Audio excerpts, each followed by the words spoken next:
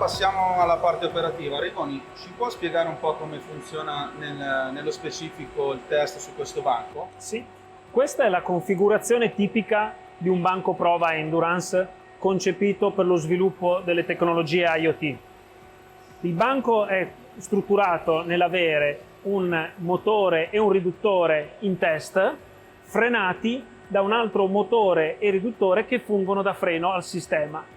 Il tutto, l'energia che viene sviluppata nel frenare il gruppo, viene ricircolata all'interno dell'elettronica del banco e rimandata nel motore di spinta. Pertanto si ha una circolazione con un limitato utilizzo di energia. Abbiamo il motore, il riduttore, l'oggetto in test, la strumentazione che mi è essenziale per cogliere le caratteristiche di frenatura reali in uscita sul riduttore, che saranno pertanto quelle che vanno a sollecitarmi il riduttore, e poi il gruppo freno, che comunque è un oggetto che anch'esso viene sollecitato e pertanto sottoposto a fatica.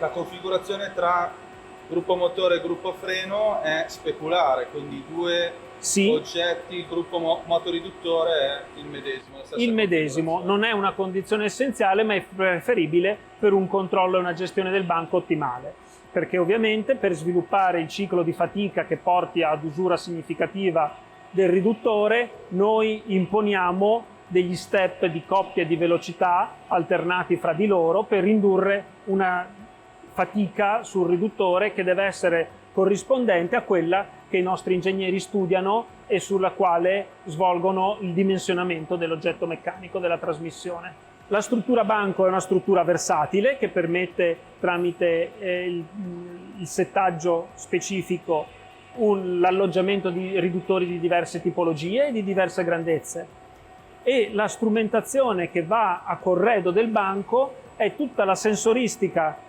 commerciale o specifica del banco che serve a monitorare le caratteristiche di funzionamento e di usura del riduttore. Abbiamo tutta una serie di sensori dedicati all'acquisizione delle grandezze elettriche, delle caratteristiche meccaniche principalmente di vibrazione ma anche di coppia e di temperatura, e abbiamo anche lo sviluppo di sensori di nostra produzione dedicati al prodotto specifico, pertanto ottimizzati per diagnosticare e monitorare i riduttori. Una volta che il banco è in esecuzione, voi l'accesso ai dati lo eseguite da questo pannello che è presente sul banco. Noi possiamo acquisire direttamente con un controllo visuale, pertanto è un monitoraggio dei dati, tramite appunto la visualizzazione dei device specifici, contemporaneamente anche tramite l'acquisizione in continuo ad alta frequenza, tramite un gateway in questo caso, che mi manda sul processore di controllo del banco tutti i dati acquisiti, in maniera tale che io possa fare poi degli studi di post-processing che mi permettano di avere un'evidenza strumentale di come e in che modo il riduttore si è evoluto nel suo stato di usura dei componenti. Chiaro.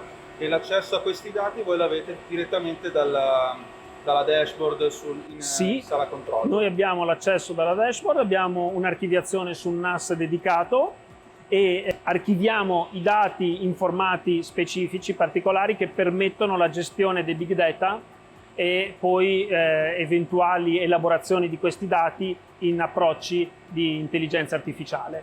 Pertanto l'impacchettamento dei dati acquisiti durante lo svolgimento delle prove, che possono essere prove di diverse migliaia di ore, devono essere appunto dedicati a un'elaborazione poi specifica successiva.